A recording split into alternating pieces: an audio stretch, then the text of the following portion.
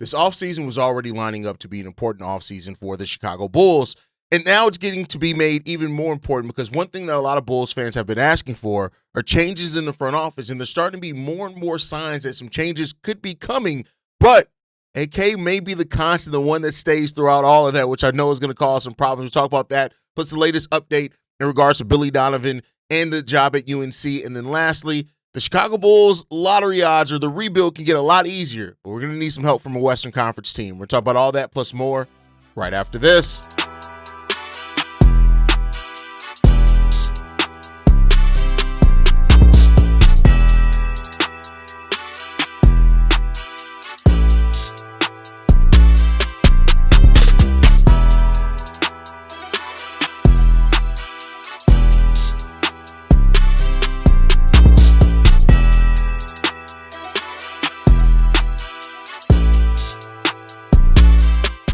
What's going on, Bulls fans? Welcome to another episode of Chicago Bulls Central, your number one spot for everything Chicago Bulls related. I'm the host, Haize, but more importantly, you guys can follow the channel at Bulls Central Pod on every social media platform we happen to be on. With that said, let's go and get into this content for today, y'all. And there's starting to be a lot more around what's going on with Billy Donovan. Joe Cowley's report could have opened up the floodgates to a lot of news, not only with the Chicago Bulls head coach Billy Donovan, but also the front office of itself. Over the last 24 hours, we've now gotten more details on Billy Donovan, a pursuit from the University of North Carolina, and also in regards to changes possibly coming to the front office. Now, is this all kind of spurning on from Joe Cowley's article?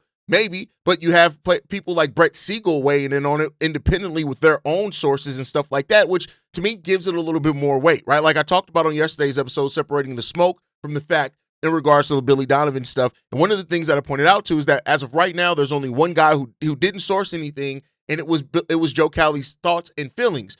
Now we have other things that have come out over the last 24 hours. One of the major things was Brett Siegel had an independent report on clutch points in his own written article over there, in which he talked about the fact that not only is UNC planning a big pursuit of Billy Donovan, that they're already planning to sit down and talk with him after the season. Now that adds a little bit more complexity on it for me, right? I'll say for me in that sense, because, first, if you have somebody nationally reporting on it, then you have the University of North Carolina planning to meet with Billy Donovan. We already know that Billy Donovan is going to be sitting down with the front office. Casey Johnson's own report supported that yesterday, that, it's not a foregone conclusion that Billy Donovan's going to be back on this. So now when you pair all that, you have national guys talking about it in Brett Siegel in regards to UNC. You have a local guy in Joe Cowley saying that there was growing momentum. And then you have the guy that many people say is the mouthpiece of the Chicago Bulls in Casey Johnson, basically also doubling down on the fact that, hey, a return from Billy Donovan is not something that you could take as granted, right? Now, one of the quotes that I want to get into is Jeff Goodman of the Field 68 said this in regards to Billy Donovan and people in Donovan's camp. However, there are a ton of people in Billy Donovan's circle right now that have told Billy Donovan, get the hell out of there. Get out of there. You can't win with what they've given you, with what Arturis is giving you in terms of talent. So go to Carolina and have a chance to win this whole thing again. Now, that is something, right? Now, Goodman did say that he did contact Billy Donovan and wasn't able to really get much information out of Billy Donovan. But I think even when you look at how Billy Donovan, when the Kentucky things popped up, Billy Donovan very quickly afterwards basically said, hey, I'm going to be here in Chicago, right? Like we had a few days of speculation, some speculation even still after that, but Billy Donovan gave basically a glowing thing of saying, listen, I'm going to be here in Chicago. Now, it's not so much as that, right? And so you have to now look at that part of it as well, as far as, hey, Billy, it seems like, and maybe there's some, a little bit of regret that from Billy Donovan that he didn't take the UNC job last season. I mean, the Kentucky job last season. But now you have UNC, Kansas has already opened up, and Billy Donovan is going to have an opportunity at any college that he wants to because of the success that he had in college, both as a recruiter, with his recruiting classes always being solid regardless of where they were ranked as far as stars. He always had a solid recruiting class, being somebody that's won multiple titles there as well. He's been in the NBA now 11 years, right? That's a decade. Or over a decade. And he started off with a 61 win percentage with his first seasons there in OKC. That's dropped down now here in Chicago, right? Like it's down to 53% win percentage. So that's something that you got to look at with all of this as well. It's just interesting. Is what it just comes down to, is that this Billy Donovan thing, especially because it's linked to maybe there is some discontent between Billy Donovan and the front office, and that relationship isn't what it once was. As far as, we've heard nothing but, it's the collaborative nature. We love Billy Donovan because the collaborative nature between the front office and Billy Donovan. And, hearing that, some people are pointing out to Billy Donovan like, hey, Arturas haven't given you much of anything. So what are we doing for it, right? Like, and then the Casey Johnson report as well, when he talked about the current buzz around, a possible departure, he did say it's speculation, but he also said, Casey Johnson said, it's also that Billy Donovan is expected to table any discussions about his future until the summer. And so, listen, say what you will, but it's not a given that Billy Donovan returns back to this team. And I know there are a lot of Bulls fans that sit on both sides of this. Some Bulls fans think Billy Donovan isn't the problem at all. It's just Arturas and the roster that Arturas has given him. Some people look at Billy Donovan and say that he shares some of the blame, and some blame a lot on Billy Donovan. Like I was surprised to see as many people came out and blame things majorly on Billy Donovan. The truth is somewhere in the middle. The fact is Billy Donovan has left opportunities coaching wise on the table. He's not always used the roster to the best of their ability. These are things that are just fact. I'm not blaming the roster overall on him, but he still has had times where he didn't use and didn't run things that made sense or didn't get creative in play calls and stuff like that. Like, it's just the reality of it. Blame is very rarely ever just one person, right? And that's just the way I look at the world. But at the end of the day, it comes down to this Billy Donovan thing. There's some teeth to it. There's some legs to it, I should say. And we'll see what eventually comes out of it. It could very well be possible that by the end of the season, Billy Donovan is still the Chicago Bulls head coach. Nothing's changed. Everything stays the same. And we're right in the same position that we've always been with this team. But there's a world in which it's not. And there's a world in which it is different, in the sense that Billy Donovan may take a step away. And maybe the step isn't even UNC or Kansas. Maybe the step is he's just going to take the initial thing that we heard, take a year away to reassess what's going on with his basketball future, heal from the stuff from the family members that he's lost, and then he'll make a decision. But at the same time, sometimes opportunities aren't on the table again. And he's already getting an opportunity at another historic college with UNC popping up and being interested after, turning down the Kentucky job. Does he do that again? Does he, because Billy Donovan is a decent NBA head coach. He's a godly head coach as far as his reputation and legacy when it comes to college basketball. And so, do you go back to where you are going to have full reign after being with the Chicago Bulls? Now, and especially if you've had disagreements in regard to what to do with certain rosters and stuff like that, he's going to go to college and he's going to have all of that at his disposal. All of that is going to be at whatever he wants, and college is going to give him whatever he wants to be able to build that college program out. All the assets, all the type of stuff. And yes, college landscape has changed some because NIL was not a thing the last time Billy Donovan was a college head coach. But the things that still make colleges great, the recruiting aspect, the coaching aspect, the relationships part, the setting up your scouts, knowing what's going on around high school, around the world, so you can have the right recruits. Those are all things that Billy Donovan's probably still going to be very much so tapped into. And so we'll see. We shall see what's going to happen here with Billy Donovan. It's gone from a thing where after the initial day with Joe Cowley was like, okay, it's interesting, let's watch it, to now it's more of a thing of this could actually happen. And this could actually be real. And what does that then mean for the Chicago Bulls? We can talk about the number of head coaching candidates. You guys know my favorite is Chris Quinn, but Chris Quinn, Sam Cassell, Taylor Jenkins. A lot of you guys have brought up Mike Malone. The people who bring up Coach Budenholzer, I don't really know if they've actually watched a lot of times when he was coaching Milwaukee outside of just when they were playing the Bulls. But you got to go look at Coach Bud. Coach Bud is not that different from Billy Donovan as far as from a philosophy standpoint, a player utilization standpoint, rotation standpoint, and lack of adjustment standpoint. I think people forget that he was on his way to be fired before they won a title with the Milwaukee Bucks. And they never got back close. And that's why he was fired shortly thereafterwards, because it was like, okay, cool. Let's get right back to the reality that we're in. And I'm not as high on Coach Bud. I can understand Mike Malone. He is somebody that will be a leader in the locker room. We know that part he will instill, but even some of his lineups and rotations. But, we'll see.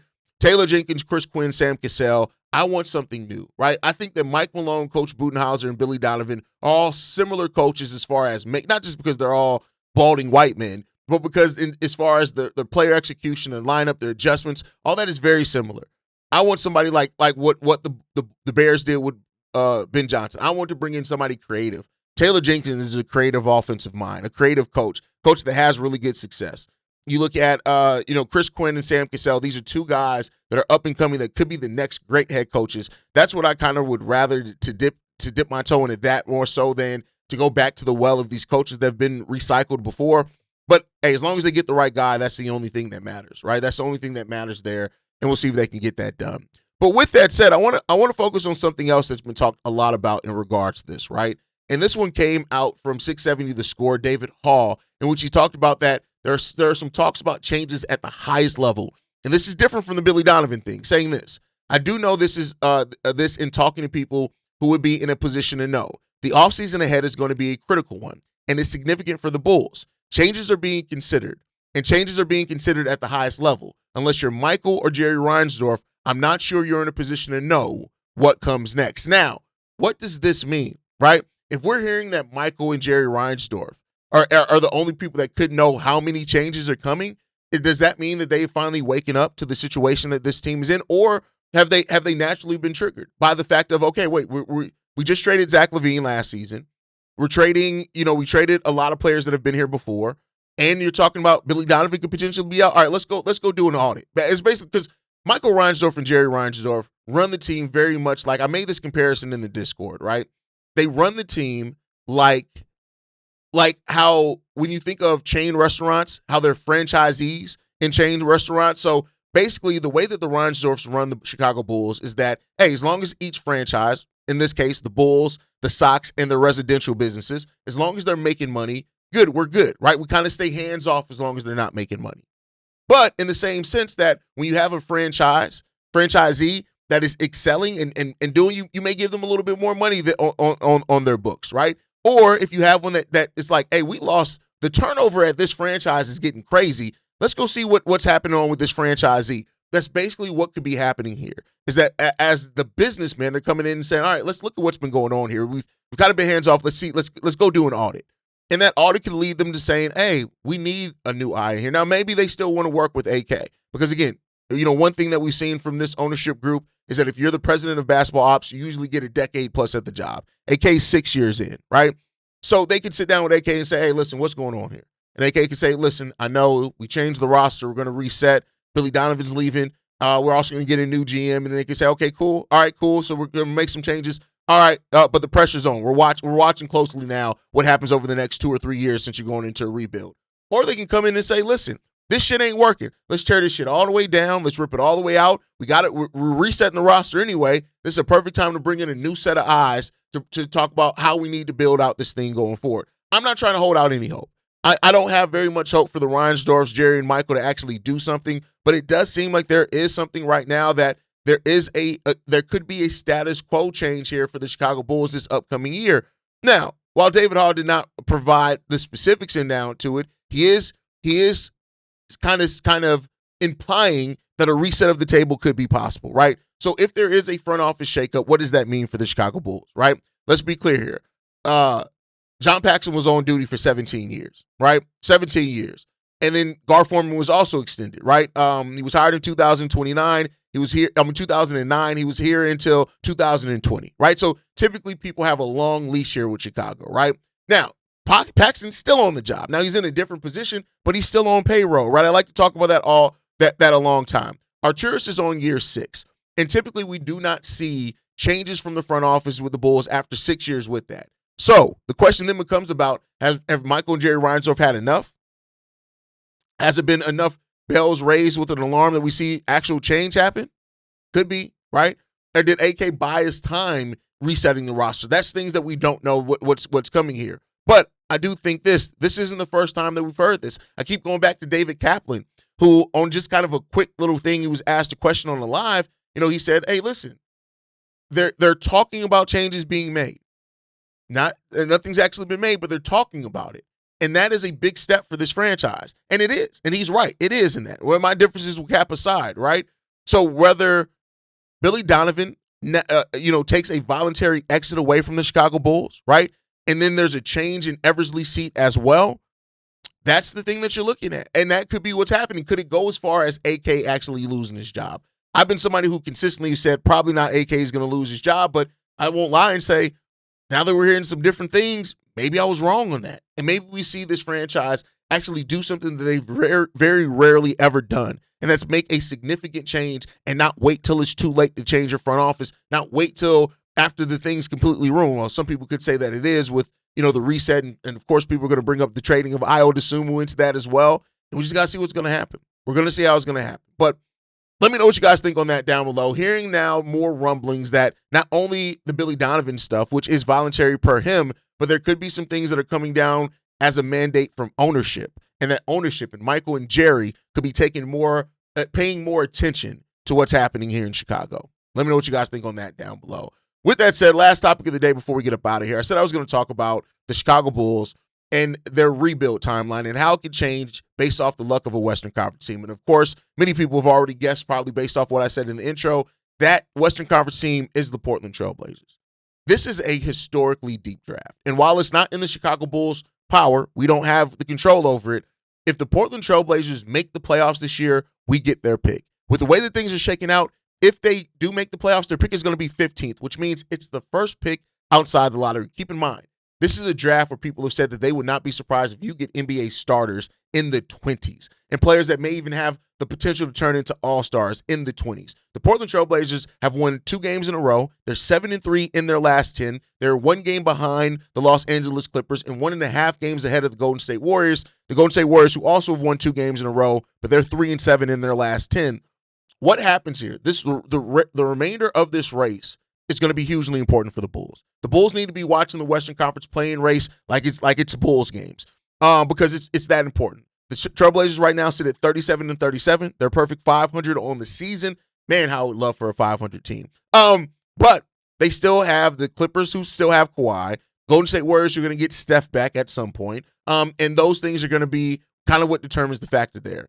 Is the determinant factor. Now, I've said before many times, I want to see the Portland Trail Blazers get up to the 8 seed because that gives them 2 chances to get 1 win. If they lose the 7-8 matchup, they have a chance to then take on the winner between the 9-10 matchup, right? And that's the place that I want them to be in. Can they do it? That's going to be the question here. You got Steph Curry, who's still out for a while. He has not participated in a scrimmage. There's been no other updates really coming. They did say updates going to come later this week, but it hasn't come up yet. There's only a handful of games left on the season. This is where the Portland Trail Blazers need to make their move. And the reason why, getting 2 first-round picks in this draft is hugely important. And then on top of that, we also have the high pick in the second round of this draft with the New Orleans Pelicans pick. This is where the Bulls can get to cooking. This is where the Bulls can get to something happening remaining way for this season left for them. We got to see if the Portland Trail Blazers can do it. We got to see if they can do it. Because if you can have 2 first-round picks in this draft, that could be the difference between you getting a high-level asset with 10 and then getting another player that can come in and perform. The Portland Trail Blazers only have 8 games left. They have some of the fewest games left in the league do the Portland Trail Blazers, and only 8 games left on the season. Chicago Bulls still got 10 games left. So right now the Bulls are slated to pick 10th, which is perfectly fine. We're still in that tie with the Milwaukee Bucks. We'll see what happens there. But that could be the difference between getting, for example, like a Braden Burries and still going out and getting a Cole Pete or Thomas Hall or Patrick Ngangba, right? Or somebody like that a lot of people, a lot of you guys are Jaden Quinton, right? And another guy, Chris Sinak Jr., like those players.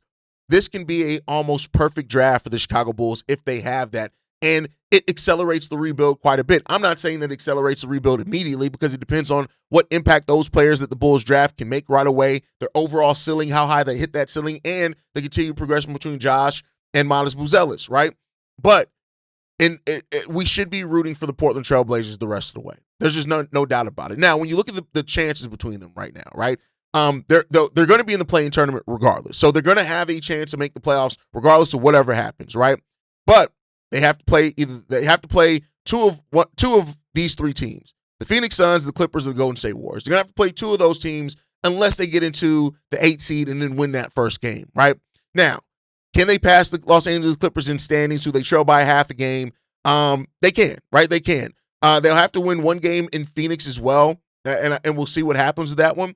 But I think also when you look at it, also Portland is 4-8 against the 3 play-in teams that I just talked about. 4-8 with a negative 69 point deficit in those games that they played those teams. There's 12 games between where they played those teams. And so that's the thing when it comes down to it. Now, they do have the second easiest strength of schedule remaining for the rest of the year over their 8 games. So the question then becomes about, can Denny Avdija and Shaedon Sharpe and players coming back, can they lead the Portland Trailblazers to a playoff appearance?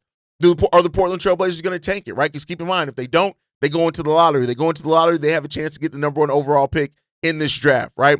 But, Shaedon Sharpe, who was announced to be out 4 to 6 weeks on February 24th, we're coming up on the 4-week part of that. Now, does he come back for the play-in? That may be when he comes back. He may not even be able to come back to the playoffs, which brings a huge concern for that, right? So we'll end up seeing what happens, but everybody should be rooting for the Portland Trailblazers because this rebuild gets a lot easier if the Bulls can get 2 first-round picks in this draft. That opens up so much flexibility in what they can do. They can try to pair them to move up, maybe into the top 5. They can draft them because there's going to be some really good talent there. They can pair their second-round picks of the bunch that they got and the Portland pick to then try to move up in the draft. They can do a lot of things and a lot of flexibility. We'll get into the possibilities once the draft lottery happens, but the Bulls fans should be rooting that the Bulls can get that Portland pick. If we get that Portland pick, things get a lot easier for this team. Let's see if we can get it done. But that's going to do it for today's episode of Chicago Bulls Central, man. I appreciate you guys so much for tuning in, supporting the channel in the way that you have. But I want to hear from you guys down below. Do you think Billy Donovan actually leaves for a college team this year? And if he does, is that going to start another full reset? Do you think that, and with ownership looking at reviewing this team, do you think there's a chance that Arturas Karnisovas could be removed from his job this year? Drop your thoughts in the comment section down below. Make sure you guys like the video, subscribe to the channel, hit that notification bell if you never want to miss an episode. You can also follow us at Bulls Central Pod on every social media platform. You can send us any feedback, questions, comments, concerns, bullscentralpod@gmail.com. And lastly, if you want to leave a text message and our voicemail for the mailbag, the number to do so, 773-270-2799. We're the number 1 spot for everything Chicago Bulls related, but that is thanks to you, lovely and beautiful people. And like I like to end every episode on, go Bulls. Love you guys. See you right if you can, y'all. Peace. This has been a presentation of the Break Media.